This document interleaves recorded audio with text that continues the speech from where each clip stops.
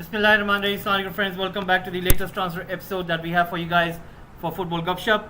Now guys, if you could please subscribe to the channel, press that like button as well. We'll be giving you the update for the afternoon session.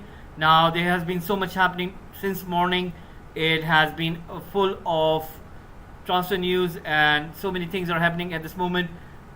Most of the transfer which seemed that they were stuck, somehow it has seen that they are straight away, it's done deal. And one of that which we're going to be starting the episode with is Manchester United. I do know that I always put Manchester United in the end, but this time around it's Manchester United who have made this wave in the transfer news, and it has to do with Christian Eriksen.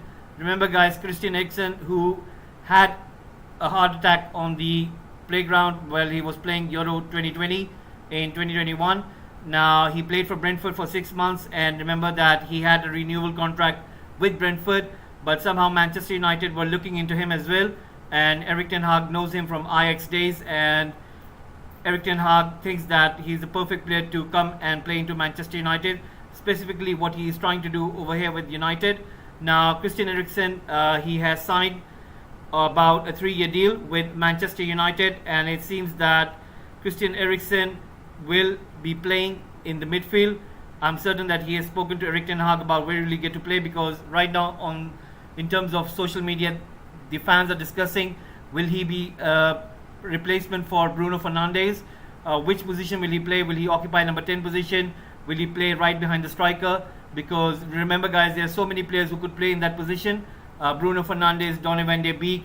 Now when you have so many players in that position, you beg to question that how come Christian Eriksen will play, because his position is number 10, he plays behind the striker. But if you know how Erik ten Hag tends to play, he has these kind of midfield players who are pretty good with the ball, who are really good in terms of scoring.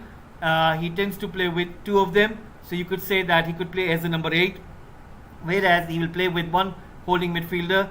And remember that United are also interested in Frenkie de Jong. So imagine if Eriksen and Frenkie de Jong start up with either Fred or McTominay, then where does Bruno Fernandes play? Will he play as a false number 9, or will he play on the right wing? Remember, United are interested in Anthony as well. So lots of these questions are going to get erased, and lots of these questions are coming from fans. Lots of these questions are going to be asked by the critics, by the football pundits, and I'm certain it's a pretty good addition. Now, did United need a person like Christian Eriksen? I do tend to think so, yes, because remember, United lost Lingard, they lost Mata, they have lost Paul Pogba, and we do know that all of these 3 players could play in that number of positions, such as box to box or right behind the striker, and United needed at least 1 more good world-class quality. Remember his free kicks, he is so good with the dead ball, he can score with his free kicks, he has done for his national team, and it seems that Eriksen is not at that bad of age. He is 30 years old and he has signed a 3-year contract. Now the contract is worth £150,000 per week, which is not so bad, because remember he's a free agent. Imagine if he had a contract with Brentford or with any other team, then you would have to pay 20 million surplus, or maybe 15 to 20 million, but that wasn't the case, and Manchester United have been able to get a very good deal. Now talking about Frenkie de Jong, Barcelona director Alemany has said on de Jong, Frenkie is a very important player and we count on him, but we do know La Liga's fair play tell us to sell players. So that is what the indication is coming from the board.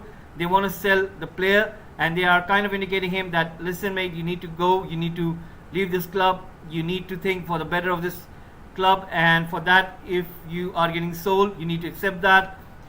And then he goes on further to say that I can't say more on Frenkie deal and Manchester United. That's what he added. Now we do know that Frenkie de Jong still wants to sort out that pending deferred payment from Barcelona, which is in the figure of 17 million euros, and I think there will be some sort of an agreement between both the club as well as the player, and I'm sure that United will try to convince him to join Manchester United, specifically joining Erik ten Hag. Remember, Erik ten Hag knows the player, he has spoken to him multiple times, and he has made Frenkie de Jong as a primary target. So let's see what happens in this regard regarding Frenkie de Jong. Now what we're going to do is we're going to be speaking about Lissandra Martinez. Now so far the update what has been coming is Lissandra Martinez to Manchester United is almost like a done deal. It is done, and we know for sure that he will be joining United in case will he go to the pre-season tour which is happening in Australia. Similar for Christian Eriksen, if they both are signed. The news which has been coming in is that they will stay at home. They will not travel for that pre-season. So that might be not, it could be a mix of both news, bad news, good news, because I'm sure that fans, they want to see their new players while they're playing in the pre-season. They want to see, they want to have a look that how do they play for the new team. But it seems that Eriksen and Lissandra Martinez will be staying at home. They will not be traveling to pre-season, or you never know, like it depends on what does the manager think. And right now this is the update that we're getting in regards to Lissandra Martinez. I'm just going to come up with a little bit detail about his deal going through, and we're going to be speaking about what are the minor details. Now the deal is 55 million euros. It's going to be a contract until 2027. The documents have been approved, it's done, and the meeting on Wednesday in Amsterdam was very key, and Ten Hag was the biggest factor for Lissandra Martinez signing for Manchester United. So Manchester United have signed Malacia, they will be signing Eriksen, they signed Eriksen, they'll be signing Lissandra Martinez. It's just a matter of days, and once that is done, then they will shift their focus to Frankie de Jong, and once that is sorted as well, then they will see what happens in regards to Cristiano Ronaldo and the attacker position. So once that is done as well, then United can shift their focus to Antony. Remember, Antony is their very primary target in terms of playing on that right wing. They need an attacker with a left foot, so they will move in late for Antony.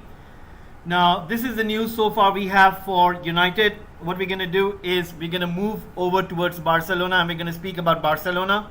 Now Laporte has said that it is not true that we are forced to sell Frankie de Jong. This is not correct. Frankie's trip to United States will be decided by Xavi. So Barcelona pretty much want to sell him. That is why they're not going out in the open or in the public trying to say to the player that you need to leave or something like this. What they're saying is this, that they don't want to sell him just to keep their positive, you could say, positive face, and they don't want to let down the fans, and they don't want to be seen as the villains over here. So what they're trying to do is they're trying to keep this calm as much as they can, and they're putting the pressure on the player that he needs to accept this decision. He needs to understand his reality.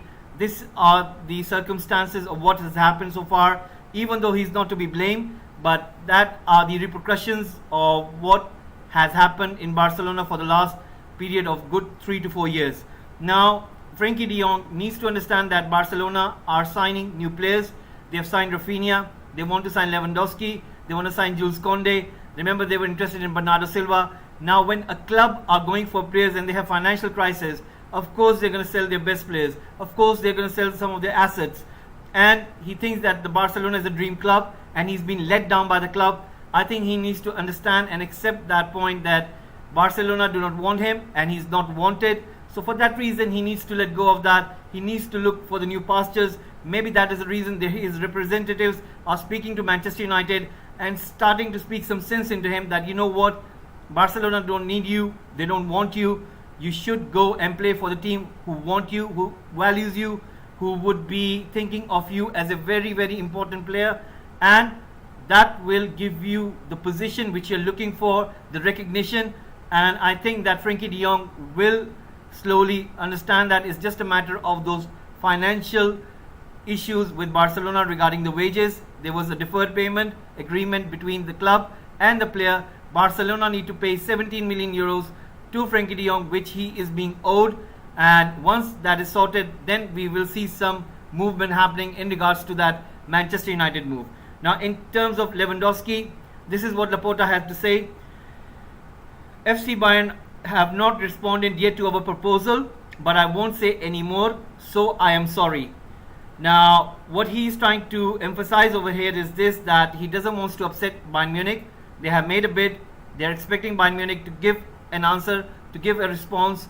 Bayern Munich do understand that Lewandowski doesn't want to play for them.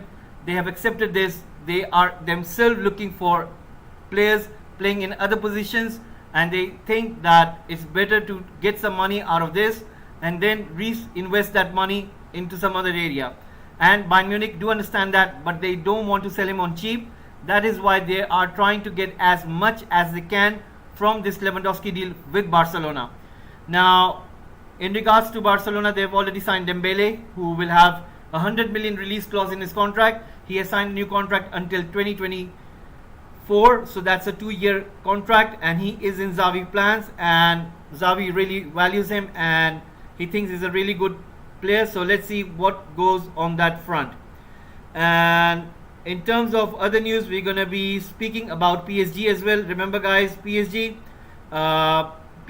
have signed a new player, Ekitike. He was a target for Newcastle United, but it seems that Luis Campos, who has joined PSG as the new supporting director, has signed him, and it means that they are going to be selling Icardi in regards to that, because remember they have to make some positions available, and for that they need to make some of the sales.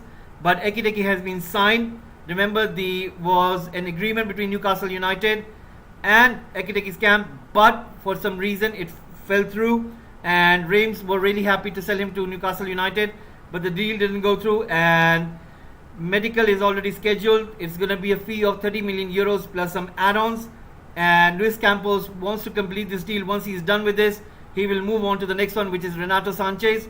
So PSG pretty much active right now in the market. As regarding to Robert Lewandowski, PSG and Chelsea were interested, but they have been told by Lewandowski representatives that there is no chance. His only choice is Barcelona, so he will not be looking forward to move to PSG or Chelsea. Now we're going to be talking about, I want to talk about Chelsea, I want to talk about Manchester City. I will come back to them in a second. Just before that, I'm going to talk about Bayern Munich now. Now Bayern Munich, as we all know, that they want to get De Ligt from Juventus, and we do understand that Bayern Munich need to raise some cash. That is why they're holding out for a little bit more from Barcelona in regards to Lewandowski. Once they're able to do that, then they will have enough money to go back to Juventus and ask for De Ligt signature. Now, there is another story which has been bubbling up. It's regarding Leroy Sané. It has been reported that Leroy Sané might be looking forward to move again. Now, this news hasn't come up from other sources, specifically from Germany. Maybe some of the transfer rumors, remember guys, there'll be so many transfer rumors which will be not true. Some of them might be true, but stories such as these, there is no substance until and unless it's been reported by different sources and different outlets. So there is no truth into this matter that Leroy Sané wants to leave Bayern Munich, but his teammate Gnabry, his partner, has accepted the new deal from Bayern Munich. The deal is until June 2026, and he is willing to sign that 4-year contract. It's not going to be a 5-year deal. He is willing to sign that one. He has the same agency as Sadio Mane's, so that relationship has really worked in hand. So Gnabry is going to look forward to stay in Bayern Munich. He will stay there, he will play there, and he wants to play for Nagelsmann, although he did have strong offers from Chelsea and from Real Madrid. Now, Gnabry will get to stay at Bayern Munich, whereas we will be heading towards Juventus. Remember guys, Juventus, they want to sell De Ligt on good fee, not on a small fee. They are looking forward for at least a minimum of 80 million euros, but Bayern Munich don't want to pay about that much money. They want to come to some sort of compromise around 65 million euros, maybe 60 million euros, but Juventus are saying no, they want more, maybe due to the fact that they themselves are trying to raise some cash. They have some financial issues as well, but right now they have some players on their roster who are on high wages, such as Rabiot, such as Ramsey, and many others. So right now they need to raise some cash, they need to get rid of some players, and for that reason, what Juventus are going to do, they're going to go and look for a replacement for De Ligt, and the player they have found is Gabriel of Arsenal, although they do know that it's going to be a pretty hard task to get Gabriel from Arsenal, because Gabriel is the number one choice for Mikel Arteta, and it's going to be pretty much impossible for Juventus to go for him until and unless they offer lots of money. Remember, they were interested in Koulibaly, and Koulibaly has opted to sign for Chelsea, so Juventus have lost that one, and the only important defender they will have is Bonucci. So let's see what happens on that front. Now, in regards to Arsenal, they are also understanding this point that Saliba wants to stay and play, and he's asking for more game time. So if somebody comes in with silly money regarding one of the defenders, Arsenal might have to study that and understand this, that they do have Saliba and they have this option, so they can make some money out of it, and then they could go out and spend on other areas. So right now Arsenal are in the midst of that. There is another news is regarding Arsenal's outgoing. It's to do with Pepe. Remember Pepe, guys? Now with Pepe, he was bought in 2019 for lots of money, and Arsenal fans have been disappointed by his performance, and that is the reason why they're looking for replacement. Now they wanted Rafinha, but they weren't able to. Barcelona got Rafinha. Rafinha always wanted to go there. Now Arsenal do know that Pepe hasn't been that good in terms of return. That is why they're willing to take some of the losses and take some cuts, and they're willing to sell him. And the club which has come in forefront is Leeds United. Leeds United have lost Rafinha to Barcelona. They think that Pepe is the perfect replacement for their team, and they want to get Pepe. The valuation which has been reported is around £25 million, which I still think it's a lot of money for a flop like Pepe. But you know, in Premier League, you never know. The clubs spend stupid money and they get themselves relegated. So don't know if it's going to be a wise decision by Leeds United or not. So that is what the case is right now, that Leeds United are interested in Pepe. Now what we're going to do is we will be moving towards Chelsea. Now this is some big news which has come around, that Chelsea apparently have signed Raheem Sterling. They have signed Koulibaly. They were very close for Nathan Ake, but there has been some updates regarding that. Now Manchester City wanted a premium bid made by Chelsea. They wanted a strong reason to sell him, and they think that Nathan Ake offers more than what people think in terms of where he can play. He can play as a left back, he can play as a left centre back, so he can play on multiple positions. It depends on what system do you employ and what system do you want to play with. Now in that regard, they think that Nathan Ake's valuation is a little bit more. Remember, Nathan Ake plays for Netherlands, for Louis van Gaal, and he plays in a three-man system defense. So they think that Nathan Ake offers more value. For that reason, Chelsea need to pay a little bit more. For now, Chelsea, while they were discussing about Nathan Ake, Manchester City put it up a figure saying that we want this much and we won't go any less than that, to which Chelsea have said that they are not interested anymore because it's going over budget for them. And that is why the talks are discontinuing. Chelsea are going to be moving on to other targets. We do know that they are speaking to PSG regarding Kimpembe. So that means no more Nathan Ake for Chelsea. But Chelsea are speaking to PSG regarding Kimpembe, and let's see what will happen on that front, because remember, PSG want to raise some cash. They are looking to sign Milan Skriniar, and for that they need to sell one of their defenders, which is going to be Kimpembe. So if Kimpembe moves towards Chelsea, PSG will use that money to get Milan Skriniar from Inter Milan. Now in regards to other news regarding Manchester City are looking to sell Zinchenko. They do know that if Nathan Ake would have sold, if he would have gone sold, they would have to go back into the market, look for another centre back. Now they do know that Zinchenko will leave the club because they themselves are interested in Cucurella of Brighton, and Brighton are asking for £40 million. So they do understand that they need to sell Zinchenko, and the club which has come in forefront is Arsenal. Arsenal are really working hard behind the scenes. Mikel Arteta wants Zinchenko at all costs. The reason is due to the fact that Tierney is always injured. He never gets to play majority of the games throughout the whole season, and for that they need somebody who is at least fit enough and has that quality to be bombarding all the way towards the left flank, towards the opposition, and they think that Zinchenko is the perfect player. So right now Manchester City will try to recoup some money out of Zinchenko and use that money to go and get Cucurella. Now we will be moving on. Hello, thank you Entertaining, thank you very much for tuning in. Now we will be talking about another news in which we will going to be reporting about Tottenham Hotspur. Tottenham have been speaking to Middlesbrough regarding Spence. He has just completed his medical in London. He is going to sign his long-term contract as Tottenham player.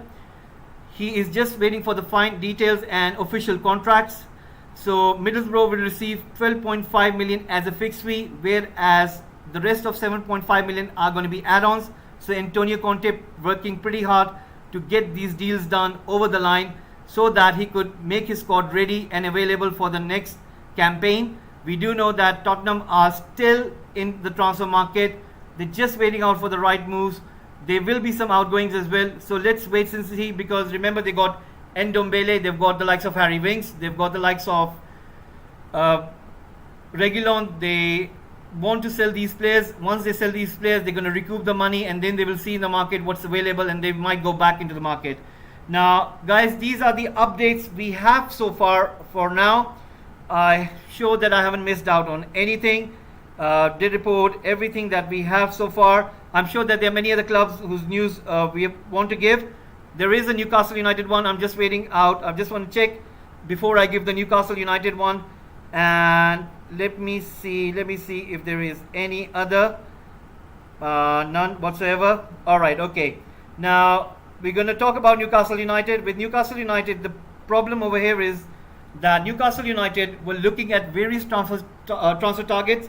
Remember Ekiteke, they were speaking to the player, and the agreement between the player and the club didn't go through, because due to the fact that the player was asking for more wages. Remember, Newcastle United have got this money from Saudi Arabia, and everybody thinks they've got so much of money that they could ask for unbelievable fees. They can demand for unrealistic wages, and that is what has been hitting Newcastle United lately.